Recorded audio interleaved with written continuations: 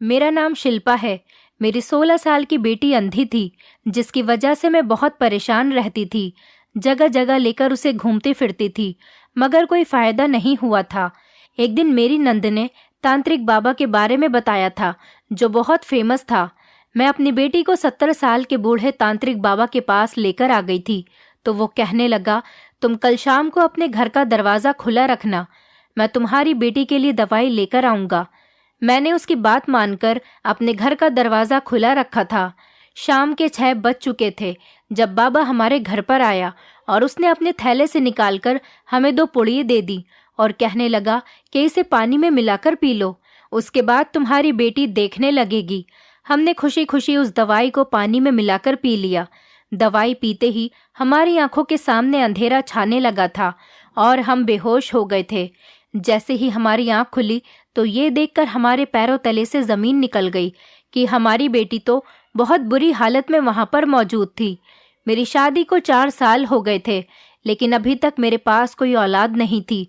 मैंने बहुत सारे डॉक्टर्स का इलाज किया था, लेकिन जब मेरी शादी का 5वां साल लगा तो मैं प्रेग्नेंट हो गई थी। मेरे लिए ये बहुत बड़ी खुशी थी और मेरी खुशी का कोई ठिकाना नहीं था। औलाद हासिल करने के लिए मैंने बहुत सारे जतन किए थे। मैंने बहुत सारे डॉक्टर्स का ट्रीटमेंट किया था। इस सब में मेरे पति ने मेरा हमेशा साथ दिया था। मेरे पति बहुत ही अच्छे इंसान थे। उन्होंने हमेशा मेरा ख्याल रखा था। मेरे ससुराल में मेरे ससुराल वाले मुझे औलाद न होने पर बहुत ताने दिया करते थे। वो लोग मुझे बांझ समझते थे। मैं इन बातों से बहुत तंग आ गई थी। मैं तो अब हिम्मत ही हार गई थी और अपने पति से भी कह दिया था कि तुम चाहो तो दूसरी शादी कर सकते हो, मैं तो तुम्हें औलाद की खुशी नहीं दे पाऊंगी। मगर वो मेरी बातों को इग्नोर किया करते थे। वो कहते थे कि अगर भगवान हमें औलाद देगा तो दे देगा, ज़रूरी नहीं है कि मेरी दूसरी शादी करने पर भी मुझे औलाद मिल जाएगी। अगर उससे भी नहीं हुई तो फिर मैं क्या करूँगा। भगवान ने आखिरकार मेरी सुन ही ली थी। मेरे घर नन्ही सी परी ने जन्म लिया था। मेरी और मेरे पति के तो खुशी के ठिकाने ही नहीं थे। मैं सारा सारा दिन अपनी बेटी को गले से लगाए रखती थी। यहाँ तक कि मेरे पति भी बेटी को गोद में लेने के लिए तरस जाते थे। मैं अपनी बेटी को हमेशा एक्सपेंसिव कपड़े पहनाती थी और घर में उसकी ज़रूरत का हर सामान मौजूद था। मेरी बेटी का बचपन बहुत अच्छा गुजरा था और फिर वो 4थे साल में लग गई थी, मगर अभी तक उसने देखना शुरू नहीं किया था। हम उसके सामने कुछ भी करते तो उसे पता ही नहीं चलता था। मैं पिंकी की माँ थी, इसीलिए सारी बातें इग्नोर करती थी, मगर पड़ोस की औरतें बार बार आकर मुझे एहसास दिलाया करती थीं कि तुम्हारी बेटी 4 साल की हो गई है, अभी तक कुछ देख नहीं सकती। क्योंकि मेरी बेटी के साथ जितने भी लोगों के बच्चे मोहल्ले में पैदा हुए थे, वो सब के सब अपनी आंखों से साफ साफ देखते थे। मुझे इन बातों ने बहुत ज़्यादा डरा दिया था, मगर मैं अभी तक किसी के साथ अपना दर्द शेयर नहीं कर पाई थी, क्योंकि मैं ऐसे मोहल्ले में रहती थी जहाँ पर इंसान के अंदर किसी तरह की कमी होने पर उसका वही नाम पड़ जाता था। ये सोचकर ही मेरा पूरा शरीर कांप जाता था कि लोग मेरी बेटी को अंधी कहा करेंगे। ये बातें सोच सोचकर मेरा दिल घबरा जाता था। मेरे पति भी ये बात अच्छे से नोटिस करते थे। वो मुझसे कहते थे, क्या बात है शिल्पा, तुम हमेशा इतनी परेशान सी क्यों लगती हो। मेरे पति ने जब मुझसे पूछा तो मैं फूट फूट कर रोने लगी थी। मैं कहने लगी, मुकेश, हमारी बेटी 4 साल की हो गई है, मगर अभी तक वो कोई चीज़ भी क्यों नहीं देख पाती है। पड़ोस की औरतें मुझे डराती हैं और अजीब अजीब तरह की बातें करती हैं कि शायद हमारी बेटी अंधी है। अब तो मुझे भी यही लगने लगा है, क्योंकि मेरी बेटी इतनी बड़ी हो गई है, अभी तक कुछ देख नहीं पाती। वो मेरी तरफ देखकर मुस्कुराने लगे और कहने लगे, शिल्पा, तुम्हें क्या हो गया है, तुम तो सच में पागल हो गई हो। न जाने कब से ये बातें अकेले ही बर्दाश्त कर रही हो। तुमने अगर मुझसे पहले कहा होता तो हम दोनों मिलकर इस बात का कोई ना कोई हल निकाल लेते। मैं झट से कहने लगी, तो फिर मुझे बताओ, क्या हल निकाला है आपने। मुकेश कहने लगे, मैं कल ऑफिस नहीं जाऊंगा, हम दोनों अपनी बेटी को डॉक्टर के पास लेकर जाएंगे। आंखों की रोशनी के लिए शहर में बहुत अच्छे अच्छे डॉक्टर हैं, तुम देख लेना, मेरी बेटी की आंखों की रोशनी वापस आ जाएगी और वो भी देखने लगेगी। डॉक्टर सारा चेकअप करके हमें बता देगा कि हमारी बेटी के साथ क्या परेशानी है। मैं मुकेश की बात सुनकर खुश तो हो गई थी, लेकिन फिर भी अभी मेरे दिल में एक बात आ रही थी। मैं कहने लगी, मुकेश, अगर डॉक्टर ने कह दिया कि हमारी बेटी जन्म से ही अंधी है तो हम क्या करेंगे? मुकेश कहने लगे, तो हम कुछ नहीं करेंगे। हम भगवान की कृपा से उसका यही शुक्रिया अदा करेंगे कि उसने हमें बेटी तो दी है। और तुम्हें पता है कि कितने सालों बाद हमें औलाद मिली थी, हमारी बेटी के रूप में, जिसके लिए हम तरस रहे थे। अब अगर उसमें कोई कमी है तो ये भी भगवान की कोई मर्जी है। और हाँ, हमें हर हाल में अपने भगवान की मर्जी को एक्सेप्ट कर लेना चाहिए। मैं अपने पति की बात पर एग्री थी। मैंने उनकी बात पर सिर हिला दिया और कमरे से बाहर निकलकर किचन के कामों में बिजी हो गई। किचन में काम करते टाइम पर मैं ये सोच सोच कर परेशान हो रही थी कि कहीं ऐसा न हो कि मेरी बेटी जन्म से ही अंधी हो। सारा दिन मैंने कुछ खाया भी नहीं था। टेंशन की वजह से मुझे कुछ अच्छा नहीं लग रहा था और रात को ढंग से नींद भी नहीं आ पा रही थी। मुझे अपनी बेटी से बहुत प्यार था। मुझे अपनी बेटी की आने वाली जिंदगी की हमेशा फिक्र लगी रहती थी कि अगर वो ऐसे ही अंधी रही तो आने वाले टाइम में उसकी शादी कैसे होगी, कौन उसे अपनाएगा। और भगवान से गिड़गिड़ाकर प्रार्थना करती रही कि मेरी बेटी अपनी आंखों से देखने लगे और उसके साथ कोई बड़ी परेशानी न हो। सुबह जब मैं उठी तो मेरे सर में बहुत तेज दर्द हो रहा था। रो रो कर मेरी आंखें भी सूज चुकी थीं। हॉस्पिटल जाना मुझे ऐसा लग रहा था जैसे मुझे किसी बहुत बड़ी मुसीबत के पास लेकर जाया जा रहा है। फिलहाल सुबह के 11 बज रहे थे। मेरे पति ने कहा, मैं शहर के सबसे बड़े डॉक्टर से अपनी बेटी के लिए सारी इन्फॉर्मेशन लेकर आ गया हूँ। तुम जल्दी से तैयार हो जाओ और पिंकी को भी तैयार कर लो, हम डॉक्टर के चल रहे हैं। मेरी बेटी बहुत अच्छी थी, उसने कभी भी मुझे तंग नहीं किया था। मैं उससे जैसा कहती वो वैसा ही कर लिया करती थी। भले से ही उसे आंखों से दिखाई नहीं देता था, लेकिन वो हर चीज महसूस करके अपने खिलौनों के साथ खेलती रहती थी। वो मोहल्ले के बाकी बच्चों की तरह जिद भी नहीं किया करती थी। मैंने अपनी बेटी को प्यारी सी फ्रॉक पहना दी, जिसको पहनकर वो बहुत प्यारी लग रही थी, और मैं भी तैयार हो गई। उसके बाद हम डॉक्टर के पास चले गए। डॉक्टर ने मेरी बेटी की आंखों का पूरा चेकअप कर लिया था। चेकअप करने के बाद वो कहने लगा, आपकी बेटी के साथ कोई परेशानी नहीं है। जैसे जैसे आपकी बेटी की उम्र बढ़ती चली जाएगी वैसे वैसे उसकी आंखों की रोशनी भी आ जाएगी। कुछ बच्चों की आईसाइट वीक होती है, इसी वजह से वो थोड़ा देर से देख पाते हैं। आप फिक्र मत कीजिए, आपकी बेटी की भी आंखों की रोशनी वापस आ जाएगी। बस आपको अपनी बेटी का ख्याल रखना होगा। मैं अभी के लिए थोड़ी सी दवाइयाँ दे रहा हूँ। आपकी बेटी की आंखों की रोशनी धीरे धीरे साफ होने लगेगी। इसके अलावा हमारे पास काफ़ी सारी फैसिलिटीज़ भी मौजूद हैं। आप चाहें तो अपनी बेटी को हमारे आई सेंटर भेजकर उसकी ट्रेनिंग करवा सकते हैं। आप हर हफ्ते अपनी बेटी को हमारे क्लिनिक पर ले आइएगा। आपकी बेटी धीरे धीरे देखने लगेगी। डॉक्टर की बात सुनकर मुझे ऐसा लगा था जैसे किसी ने मेरे कंधों से बहुत भारी बोझ उतार दिया हो। मैं बहुत खुश हो गई थी और मुझे उम्मीद की किरण नजर आने लगी थी। इसलिए अपने पति से कहने लगी कि आप हमें शॉपिंग मॉल लेते चलिए, मुझे पिंकी के लिए अच्छे अच्छे कपड़े खरीदने हैं। और फिर मेरी बेटी ने जिस जिस कपड़े को कहा मैंने उसे वो कपड़ा दिलवा दिया। उसने अपने लिए थोड़े से टॉयज भी लिए थे। उसने टॉयज पर खुद अपनी मर्जी से हाथ रखा था और उन्हें पसंद किया था। जब से पिंकी पैदा हुई थी मैंने खुद पर ध्यान देना ही बंद कर दिया था। मुझे ना तो पहनने का होश था और ना ही ओढ़ने का। मैं खुद पर बहुत कम ध्यान दिया करती थी। बस मुझे हमेशा अपने पति और बेटी की ही खुशियों की फिक्र लगी रहती थी। फिलहाल अब तो मैं खुश रहने लगी थी क्योंकि डॉक्टर ने मेरी टेंशन थोड़ी कम कर दी थी। इसी तरह से वक्त गुजरता चला गया। हमने उस डॉक्टर पर बहुत पैसा खर्च किया। जिस तरह से चेकअप करने को वो कहता हम हमेशा वैसा ही कर लिया करते थे, यही सोचकर कि शायद हमारी बेटी देख सके। लेकिन धीरे धीरे मेरी बेटी अब 7 साल की हो चुकी थी और उसने अभी तक कुछ भी देखना शुरू नहीं किया था। मैंने मुकेश से कहा, अब हम उस डॉक्टर के पास अपनी बेटी को बिल्कुल भी नहीं लेकर जाएंगे। हम अपनी बेटी को किसी और अच्छे डॉक्टर को दिखाएंगे। फिर ऐसा हुआ कि हमने शहर का कोई भी डॉक्टर नहीं छोड़ा। यहाँ तक कि कोई हमें दूसरे शहर के डॉक्टर की भी राय देता तो हम अपनी बेटी को वहीं लेकर चले जाते थे। लेकिन हर जगह हमें मायूसी के अलावा कुछ भी हाथ नहीं लगता था। उसके बाद हमारे किसी रिश्तेदार ने हमें सजेस्ट किया कि आप डॉक्टर को छोड़कर किसी होम्योपैथिक डॉक्टर को दिखाइए। किसी दूसरे बच्चे ने भी इसी तरह से देखना शुरू किया था। वो डॉक्टर बहुत अच्छा है, तुम देखना तुम्हारी बेटी भी देखने लगेगी। अब मुझे एक नया रास्ता दिखाई दे गया था और मैं उस रास्ते की तरफ चलने लगी थी। कई साल हमारे इसी तरह से बर्बाद हो गए थे और फिर हम वेद, तांत्रिक, इन लोगों पर अपना पैसा बर्बाद करने लगे थे। और ऐसे ही करते करते मेरी बेटी 14 साल की हो गई थी, मगर अभी तक उसे कुछ दिखाई नहीं देता था। मेरे पति की जितनी भी सैलरी होती थी वो सारी हम पिंकी के इलाज पर खर्च कर दिया करते थे, इसलिए हम अपने बुढ़ापे के लिए सेविंग भी नहीं कर पाए थे। मेरी बेटी अब धीरे धीरे जवान हो रही थी और वो इतनी खूबसूरत हो रही थी कि मैं उसे दिल भर के देखने से भी डरती थी कि कहीं मेरी बेटी को मेरी ही नज़र न लग जाए। हमारे आस पड़ोस के लोग भी मेरी बेटी की खूबसूरती की तारीफ किया करते थे और सब लोग यही कहा करते थे कि शिल्पा की बेटी पिंकी बहुत खूबसूरत है। अगर ये बेचारी देखती भी होती तो इसके घर पर अभी से ही इसके रिश्ते आने शुरू हो जाते।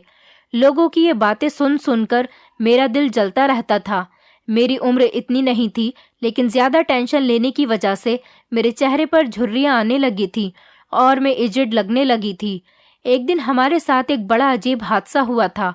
एक दिन हम अपनी बेटी को लेकर एक वैद्य के पास गए थे। उन्होंने मेरी बेटी को कुछ खाने के लिए दिया और कहने लगे कि कुछ दिनों के बाद ही तुम्हारी बेटी देखने लगेगी। हमने वैद्य जी को उनकी फीस दी और वापस आने के लिए खड़े हो गए थे और बाहर निकले तो एक अजीब सा हादसा हो गया था। हमारे सामने ही एक 18 साल का लड़का अपनी साइकिल पर जा रहा था। एक तेज रफ्तार कार उसे टक्कर मारकर आगे बढ़ गई। वो जवान लड़का जमीन पर गिर गया था और उसके सर से बुरी तरह से खून बह रहा था। मुकेश भागकर उस लड़के के पास गए। उन्होंने आसपास खड़े कई लोगों को मदद के लिए बुलाया, लेकिन उसकी हेल्प करने के लिए कोई भी आगे नहीं बढ़ रहा था। बड़ी मुश्किल से एक रिक्शा वाला उस लड़के को अस्पताल लेकर जाने के लिए राजी हुआ था। हम उसे अस्पताल लेकर गए तो डॉक्टर ने अपना इलाज करना शुरू कर दिया था। फिर मैं अपनी बेटी को लेकर घर आ गई थी, जबकि मुकेश रात भर उस लड़के के साथ अस्पताल में ही रहे थे। जब वो वापस आए तो उन्होंने बताया कि उस लड़के की हालत काफ़ी सीरियस थी और वो कोमा में चला गया था और उस लड़के के पास ऐसी कोई भी चीज़ मौजूद नहीं थी जिससे उसकी पहचान की जा सकती थी या उसकी फैमिली को उसके बारे में इन्फॉर्म किया जा सके। मैंने उस लड़के के लिए बहुत सारी प्रार्थनाएं की थीं। न जाने वो लड़का किस माँ का बेटा था और उसकी माँ उसके लिए कितना परेशान हो रही होगी। कुछ दिन मेरे पति इसी तरह अस्पताल जाते रहे और उस लड़के का इलाज चलते चलते जब वो कुछ रिकवर हुआ तो मेरे पति उसे हमारे घर पर लेकर आ गए थे। उस लड़के के सर पर पट्टी बंध रही थी। मैंने अपने पति की तरफ घूरते हुए देखा तो वो उस लड़के को गेस्ट रूम में छोड़कर आए थे और कहने लगे, शिल्पा, ये लड़का होश में तो आ गया है लेकिन अपनी याददाश्त तो खो चुका है। डॉक्टर ने कह दिया है कि हम इसको डिस्चार्ज कर देते हैं और धीरे धीरे इसका ट्रीटमेंट चलता रहेगा तो इसकी याददाश्त भी वापस आ जाएगी। तब तक मुझे इसे यहाँ लाने के अलावा और कोई रास्ता नजर नहीं आ रहा था। ये कहाँ जाता, जबकि अभी तक इसकी फैमिली से भी कोई नहीं आया था। किसी ने शायद इसे ढूंढने की भी कोशिश नहीं की थी। मुझे इस लड़के की बहुत फिक्र सता रही थी, इसीलिए मैं इसको अपने साथ लेकर आ गया। इस लड़के को अपना नाम तो याद आ गया है। इसने अपना नाम विहान बताया है। मेरे पति बहुत परेशान लग रहे थे, फिर भी मैंने उनकी तरफ देखते हुए कहा, मुकेश, आपको नहीं पता कि हमारी बेटी जवान है। तो वो कहने लगे कि अभी ये लड़का बीमार है, जब तक ये ठीक हो जाएगा तब तक मैं इसके लिए कोई ना कोई ठिकाना ढूंढ ही लूंगा। मैंने सिर हिला दिया था। मुझे भी उस लड़के की हालत देखकर उस पर तरस आता था, इसीलिए मैं भी उसका ख्याल रखने लगी थी। वो बहुत प्यारा लड़का था और मैं उसको देखकर सोचती थी कि अगर भगवान मुझे एक औलाद और देता और वो बेटा होता तो आज मेरा परिवार पूरा हो जाता। शायद मेरा बेटा इसके जैसा ही होता। मैं जब भी उसका कोई काम किया करती तो वो मुस्कुराकर मुझे थैंक यू बोलता था। जहाँ तक मेरी बेटी पिंकी की बात है तो वो लड़का मेरी बेटी को आंख उठाकर तक नहीं देखता था। मुझे उसकी शराफत ने बहुत इम्प्रेस किया था। इसी तरह 1 महीना गुजर चुका था और वो लड़का धीरे धीरे चलने भी लगा था। मैं अपने कमरे में टीवी देख रही थी और मेरी बेटी उस टाइम पर सो रही थी तो वो लड़का मेरे कमरे में ही आ गया था और मुझसे कहने लगा, आंटी, क्या मैं आपसे एक बात पूछ सकता हूँ? मैंने कहा, हाँ हाँ बिल्कुल, ज़रूर पूछो, क्यों नहीं। तो वो कहने लगा, आंटी, मुझे ऐसा क्यों लगता है जैसे आपकी बेटी देख नहीं सकती। क्या आपको नहीं लगता कि आपकी बेटी इतनी बड़ी हो गई है, आपको उसकी आंखों की रोशनी के लिए कुछ करना चाहिए। विहान की बात सुनकर मेरी आंखों में आंसू आ गए थे। मैंने उससे कहा, बेटा, मेरी बेटी अंधी है और वो देख नहीं सकती। ये बात सुनकर विहान की आंखें फटी की फटी रह गई थी। मैं कहने लगी, जब वो 4 साल की थी तब से ही मैं उसका इलाज करवा रही हूँ। अब वो 14 साल की हो गई है, लेकिन अभी तक कोई फायदा नहीं है। उसने सिर हिला दिया और कहने लगा, आंटी, जब इलाज से कोई फायदा नहीं हुआ तो आपने अपनी बेटी का इलाज अभी तक बंद क्यों नहीं करवा दिया? अगर आप इसे भगवान की मर्जी समझकर एक्सेप्ट कर लेती तो शायद आपको अभी तक सुकून मिल जाता। मुझे विहान की ये बातें सुनकर बहुत गुस्सा आने लगा था और मैं चिल्लाकर उससे कहने लगी, तुम्हारी हिम्मत कैसी हुई ऐसा कहने की? पिंकी मेरी इकलौती बेटी है। मैं तो मरते दम तक अपनी बेटी का इलाज करवाती रहूंगी जब तक वो ठीक नहीं हो जाती। वो तो फिर भी मेरी बेटी है, लेकिन हम तो तुम जैसे अनजान का भी इलाज करवा रहे हैं। और बस इतना ही नहीं, तुम्हें अपने घर में रहने के लिए भी जगह दी है और तुम्हारे साथ बिल्कुल अपनों जैसा ही बिहेव करते हैं। तुम्हें तो शायद याद नहीं, क्योंकि हमने देखा है तुम्हें एक तेज रफ्तार से आई हुई कार हमारी आंखों के सामने टक्कर मारकर गई थी और कोई भी तुम्हें बचाने के लिए आगे नहीं आ रहा था और तुम्हारे बचने के भी चांसेस नहीं थे। मेरे पति ने तुम्हारी मदद की, तो क्या हम तुम्हें वहां पर मरा हुआ छोड़कर वापस चले आते? और अब तुम्हारी याददाश्त जा चुकी है और हमें नहीं पता कि तुम्हारा इलाज कब तक चलेगा। तो क्या तुम्हारा इलाज ये सोचकर बंद कर दें कि इसमें भी भगवान की मर्जी है और तुम्हें अपने घर से निकाल दें? मेरी जवान बेटी घर में मौजूद होते हुए भी हमने तुम्हें अपने घर में रहने के लिए जगह दी। विहान की बात तो सीधा मेरे दिल पर जाकर लगी थी, क्योंकि जो बात विहान ने मुझसे कही थी, ऐसी बात आज तक मुझे किसी ने नहीं कही थी।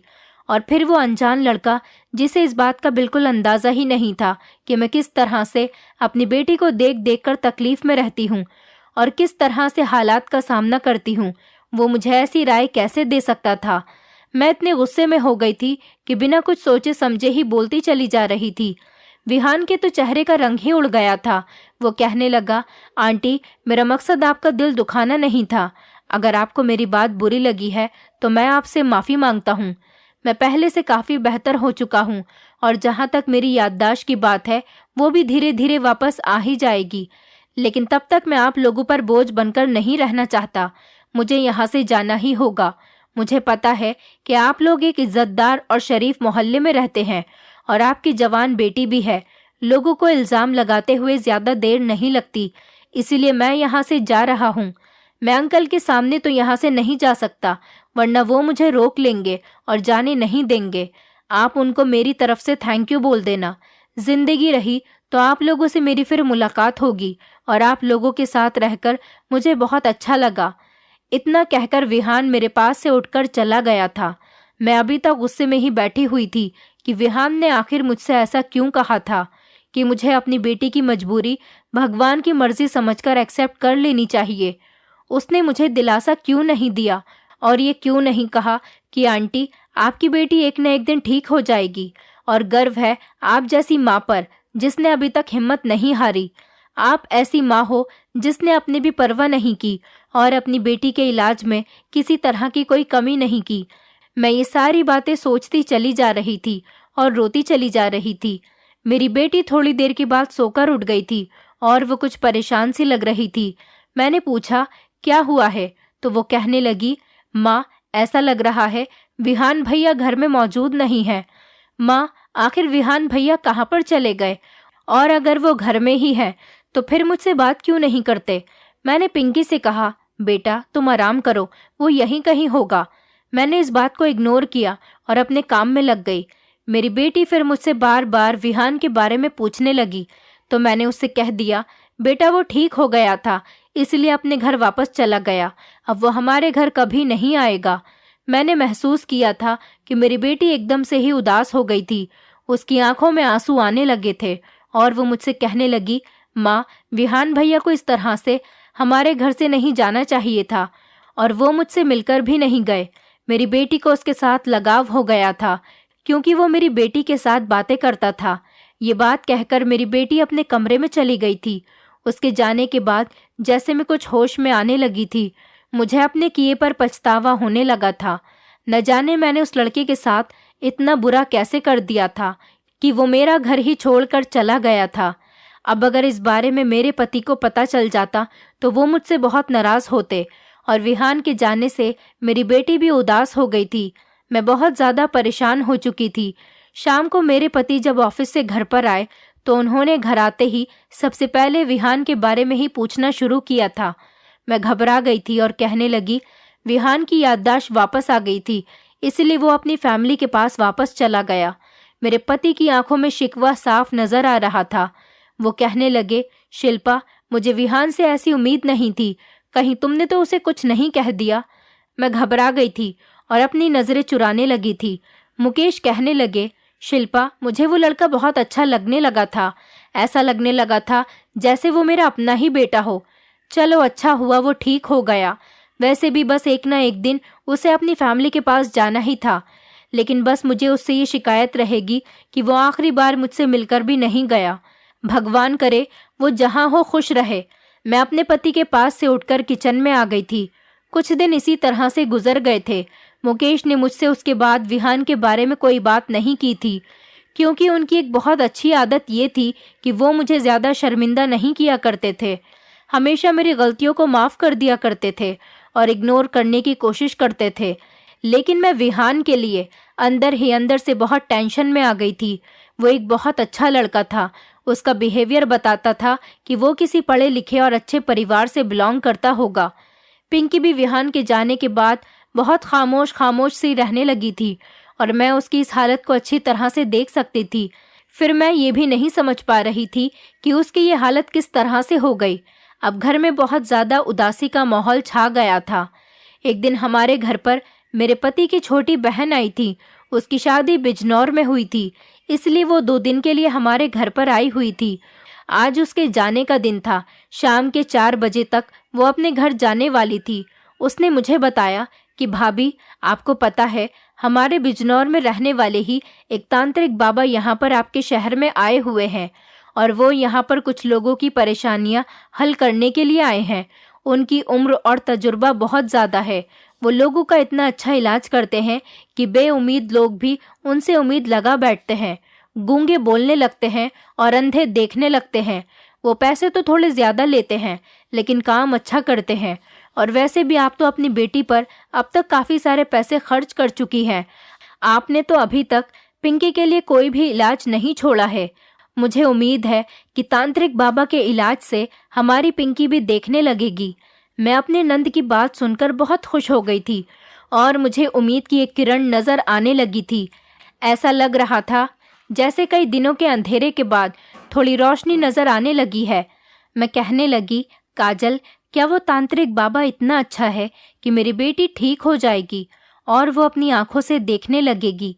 तो वो कहने लगी, भाभी, उस तांत्रिक बाबा के तो हमारे बिजनौर में बहुत चर्चे हैं और वो यहाँ पर सिर्फ 1 महीने के लिए ही आया है। इससे पहले वो यहाँ से चला जाए, आप उसका फ़ायदा उठा लो और ज़रूर हमारी पिंकी उससे ठीक हो जाएगी। आपको पता है, मेरी देवरानी के पास भी औलाद नहीं हुई थी। शादी के पूरे 9 साल बाद जब उसका इलाज तांत्रिक बाबा से करवाया, उसके बाद उसने एक बेटी को जन्म दिया। अपनी नंद से ये बात सुनकर मुझे उम्मीद जागती हुई नजर आ रही थी। मैंने काजल से उस तांत्रिक बाबा के बारे में सारी इन्फॉर्मेशन ले ली थी। शाम के 4 बजे तक मेरी नंद अपने पति के साथ अपने ससुराल बिजनौर चली गई थी और उसके बाद मेरे पति ऑफिस से जब घर पर आए तो मैंने उनको अपनी नंद काजल के बताए हुए तांत्रिक बाबा के बारे में बताया। मैंने अपने पति को बताया, मुकेश, आज काजल बता रही थी कि बिजनौर से हमारे शहर में एक तांत्रिक बाबा आया हुआ है। उनके इलाज से हर कोई ठीक हो जाता है। मैं चाहती हूँ कि आप मेरे साथ चलो। हम अपनी बेटी को भी उस तांत्रिक बाबा के पास लेकर जाएंगे। मुझे उस तांत्रिक बाबा से बहुत उम्मीद लग रही थी, मगर तांत्रिक बाबा को लेकर मुकेश का बिहेवियर कुछ अजीब सा लग रहा था। उन्हें ये सब कुछ अच्छा नहीं लगा था। मैं कहने लगी, मुकेश, तुम पैसों की परवाह मत करो, मैं अपना जेवर बेच दूंगी, लेकिन अपनी बेटी का इलाज करवा कर ही रहूंगी। मुकेश कहने लगे, शिल्पा, क्या आज तक मैंने कभी पैसों की परवाह की है? मैं तो ये सोचकर परेशान हो रहा हूँ कि हमने अपनी बेटी को आज तक कितनी दवाइयाँ खिलाई हैं, कितने जतन किए हैं, लेकिन आज तक किसी चीज़ का भी कोई असर नहीं हुआ। ये ना हो कि आने वाले टाइम में हमारी बेटी पर कोई परेशानी खड़ी हो जाए। मुझे तो मुकेश की बातों में विहान का चेहरा नजर आने लगा था। वो बिल्कुल उसके जैसी ही बातें कर रहे थे। मैं गुस्से में उठकर खड़ी हो गई थी और मैंने मुकेश से कहा, मुझे कुछ नहीं पता, कुछ भी करके आप कल ऑफिस से जल्दी आ जाएंगे और मुझे उस तांत्रिक बाबा के पास लेकर जाएंगे। बस फैसला हो गया है, जैसा मैंने कहा है वैसा ही होना चाहिए। मुझे अच्छी तरह से पता था कि मुकेश कभी भी मेरी बात को नहीं टालते हैं। वो हमेशा मेरी उम्मीद पर खरे उतरे थे। अगले दिन वो ऑफिस से जल्दी ही छुट्टी लेकर आ गए थे। हम शाम के 4 बजे के टाइम पर अपनी बेटी को तांत्रिक बाबा के पास लेकर चले गए थे। हैरत की बात तो ये थी कि आज पिंकी भी हमारे साथ चलने के लिए मना कर रही थी। कह रही थी, माँ, मैं अपना इलाज करवाते करवाते थक गई हूँ, अब मुझे कहीं नहीं जाना। जो कमी मेरे अंदर है मैंने उसको एक्सेप्ट कर लिया है, अब आप मुझे मेरे हाल पर छोड़ दो। अपनी बेटी की ये बात सुनकर मेरी आंखों में आंसू आ गए थे। मैं अपनी बेटी को ले जाने के लिए उसके आगे हाथ जोड़कर खड़ी हो गई और कहने लगी, बेटी, आज मुझे एक आखिरी बार मौका दे दो, उसके बाद मैं तुम्हें कहीं भी जाने के लिए नहीं कहूंगी। वो मेरी बात मान गई थी और हम तांत्रिक बाबा की दुकान तक चले गए थे। वहां पर तो बहुत ज्यादा भीड़ लगी हुई थी। ऐसा लग रहा था जैसे हमारा नंबर तो बहुत टाइम बाद आने वाला है। मैंने अपने पति की तरफ देखा और कहने लगी, देखा आपने, यहाँ पर कितनी भीड़ है। ये सारे लोग यहाँ पर अपना टाइम वेस्ट करने नहीं आए, इन लोगों को फायदा होता है तभी तो यहाँ पर आए हैं। मेरे पति भी गौर से भीड़ को देख रहे थे और उन्होंने सिर हिला दिया था। हमारा नंबर आने में अभी बहुत देर थी क्योंकि बहुत लंबी लंबी लाइन लगी हुई थी। 7 बज चुके थे तब कहीं जाकर हमारा नंबर आया था। हम बाबा के पास पहुंचे तो हमने अपनी बेटी पिंकी को आगे कर दिया और उनको बताया कि मेरी बेटी बचपन से ही अंधी है। मैं चाहती हूँ कि मेरी बेटी की आंखों की रोशनी वापस आ जाए और वो इस दुनिया को देख सके। तांत्रिक बाबा ने जैसे ही मेरी बेटी को देखा, उसके चेहरे पर एक अजीब सी मुस्कुराहट आ गई थी। वो मुस्कुराकर कहने लगे, बहन, तुम अपनी बेटी को बिल्कुल ठीक जगह पर लेकर आई हो। तुम्हारी बेटी मेरे लिए बहुत स्पेशल है। मैं इसका इलाज भी स्पेशल तरीके से ही करना चाहता हूँ। तुमने देखा है, सारे लोगों का इलाज मैंने उन्हें यहीं बुलाकर ही किया, लेकिन तुम्हारी बेटी का इलाज मैं तुम्हारे घर पर आकर करना चाहता हूँ। मुझे अपना एड्रेस बता दो ताकि मैं तसल्ली के साथ इस लड़की का इलाज कर सकूं। मेरे पति ने एक एक पर्ची पर उनको हमारे घर का एड्रेस लिखकर दे दिया। बाबा मेरी तरफ देखकर कहने लगे, देखना बहन, तुम्हारी बेटी की आंखों की रोशनी जल्द ही वापस आ जाएगी। उसके बाद तुम्हें सबको मेरे बारे में बताना है ताकि ज्यादा से ज्यादा लोग मेरे पास आ सके और सेहतमंद हो सके। तुम कल को अपने घर के दरवाजे खुले रखना, मैं तुम्हारे घर पर पहुंच जाऊंगा। मैं बड़ी खुशी खुशी वहां से वापस आ गई थी, लेकिन मेरे पति मुकेश वो कुछ उदास से नजर आ रहे थे। मुझसे कहने लगे, शिल्पा, मुझे बाबा कुछ ठीक नहीं लग रहा, मुझे तो वो शक्ल से ही ढोंगी लगता है। मैंने उनको डांट दिया और कहने लगी, मुकेश, आप भी हद करते हैं। आखिर आपने उनकी ऐसी कौन सी हरकत देख ली जो आपको वो अभी से ही ढोंगी नजर आने लगे? आप तो पहले से ही उन पर यकीन नहीं कर रहे थे। अब अगर ऐसा ही रहा तो हमारी बेटी का इलाज कैसे होगा? मुकेश ने कहा, चलो ठीक है, तुम्हारी मर्जी, जैसा दिल चाहे वैसा करो। मैंने मुकेश को सख्ती से मना कर दिया था कि आप आस पड़ोस में भी किसी को इस बारे में मत बताना कि हमारे घर पर तांत्रिक बाबा आने वाले हैं और हमारी बेटी का घर आकर इलाज करेंगे। इस तरह से अगर लोगों को पता चलेगा तो फिर लोग हमारे घर पर आ जाएंगे और मेरी बेटी का इलाज ठीक तरह से नहीं हो पाएगा। मुकेश मेरी बात को अच्छी तरह से समझ गए थे और मैं बहुत ज़्यादा खुश थी कि चलो मेरी बेटी अब बिल्कुल ठीक होने वाली है। मैंने अपनी बेटी से कहा, तुम बिल्कुल ठीक हो जाओगी तो हम दोनों माँ बेटी बाहर घूमने चला करेंगे और मैं तुम्हें खूब सारी शॉपिंग करवाऊंगी, मूवी दिखाऊंगी और पार्क में भी घुमाने लेकर जाया करूंगी। वो मेरी बात सुनकर हंसने लगी और कहने लगी, माँ, मैं भी सब कुछ देखना चाहती हूँ, आखिर ये दुनिया कैसी है। मैंने अपनी बेटी को तसल्ली दी और कहा कि तुम बिल्कुल ठीक हो जाओगी। मेरी बेटी भी यही चाहती थी कि वो ठीक हो जाए और अपनी आंखों से सब कुछ देख सके। फिलहाल मैंने अपने पति से कह दिया था कि वो नाश्ते का सामान लेकर आ जाए और मार्केट से खाना भी 1-2 वैरायटी का लेकर आ जाए। मैं चाहती हूँ कि बाबा हमारे घर से ही खाना खाकर जाएं और नाश्ता भी करें। मुकेश सामान लेकर आ गए थे तो अब हमें सिर्फ बाबा के आने का इंतजार था। मैंने अपने घर के दरवाजे खुले ही छोड़ दिए थे। ठीक शाम के 6 बजे बाबा और उनके साथ एक आदमी आया था। शायद वो उनका ही चेला था। मैं बाबा जी को गेस्ट रूम में ले गई थी। मैंने बाबा से कहा, बाबा जी आप पहले खाना खा लें, उसके बाद चाय नाश्ता कर लेंगे। वो मुस्कुराने लगे और कहने लगे, नहीं, पहले मैं आपकी बेटी का इलाज शुरू करूंगा, उसके बाद सब लोग मिलकर खाना खाएंगे। तुम्हारा पति कहाँ है? उसे भी इसी कमरे में बुला लो। मैं मुकेश को भी कमरे में लेकर आ गई थी। उन्होंने पिंकी को अपने सामने बैठा लिया था। फिर अपने थैले से 2 कागज की पुड़ियाँ निकाली और फिर मुझसे कहने लगे, जाओ 2 गिलास सादा पानी लेकर आओ। मैं जल्दी से 2 गिलास पानी लेकर आ गई। बाबा ने वो पुड़ियाँ दोनों गिलास में डाल दी थी और फिर कहने लगे, ये पानी अब तुम दोनों पति पत्नी पी लो। पानी पीकर तुम दोनों को अपनी बेटी की आंखों पर फूंक मार देनी है। मैंने तो वो पानी एक ही बार में पी लिया था, लेकिन मेरे पति को तो एक घूंट पीते ही फंदा लग गया था। वो कहने लगे, इसका टेस्ट बहुत खराब है। बाबा जी कहने लगे, ये क्या बात हुई?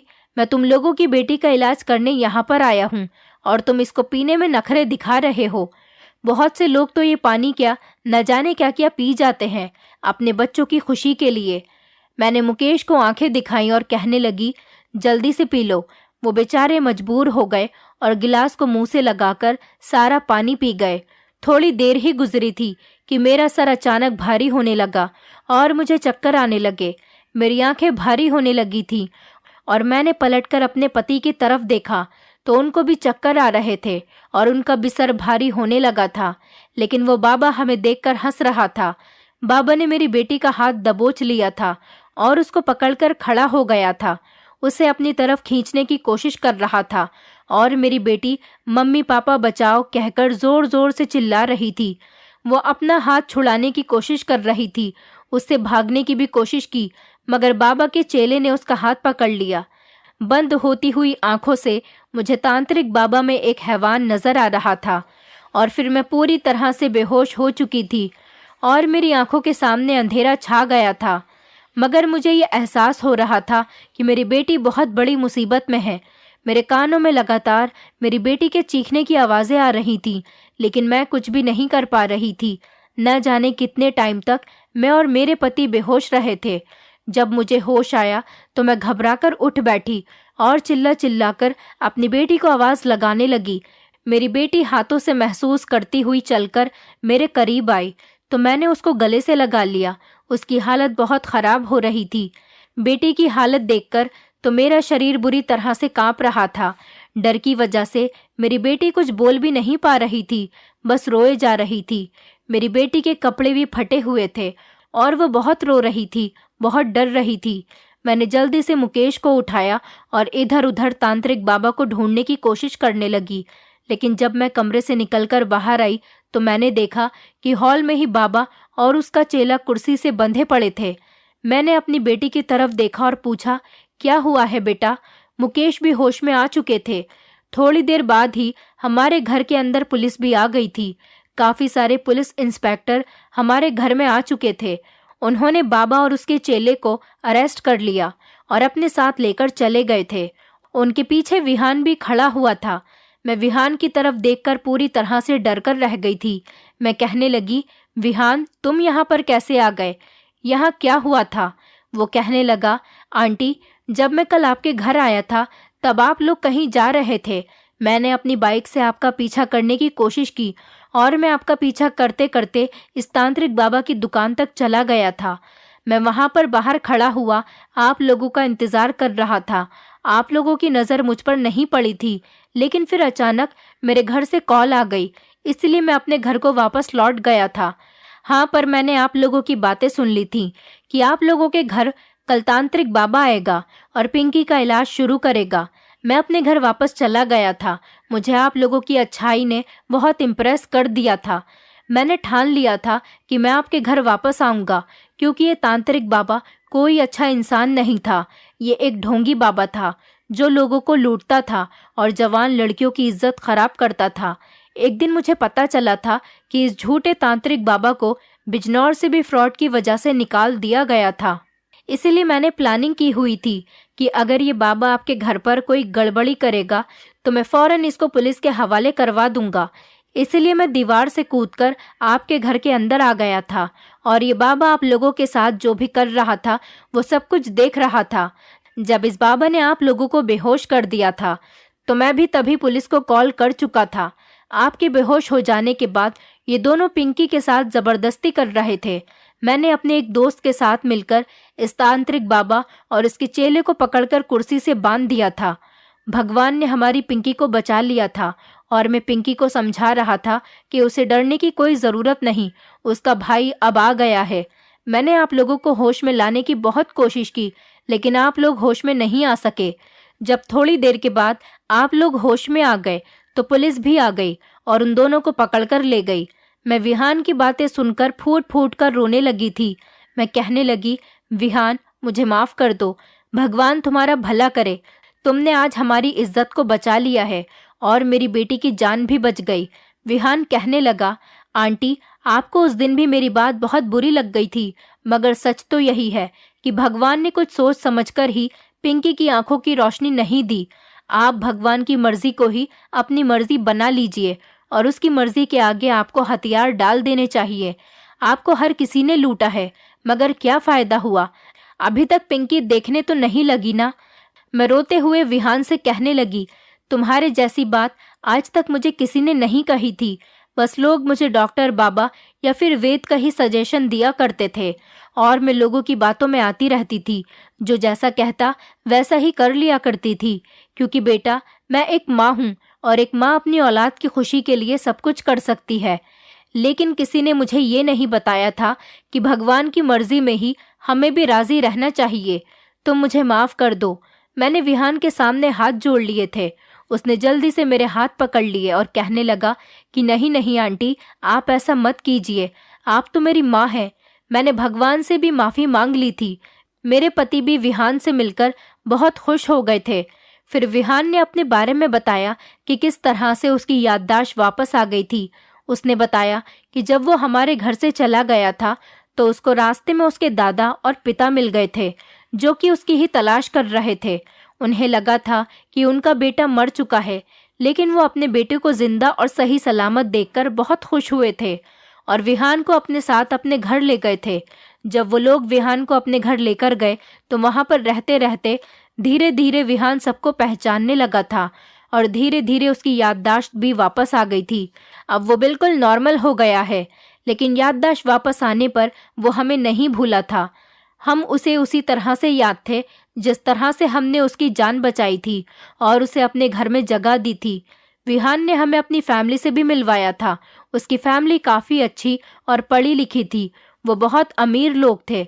विहान ने मेरी बेटी को अपनी बहन बना लिया था और मेरे पति तो विहान को अपना बेटा ही मानते थे। मेरी ज़िंदगी में शायद अभी तक एक बेटे की कमी थी, जो कि विहान के आ जाने से पूरी हो गई थी।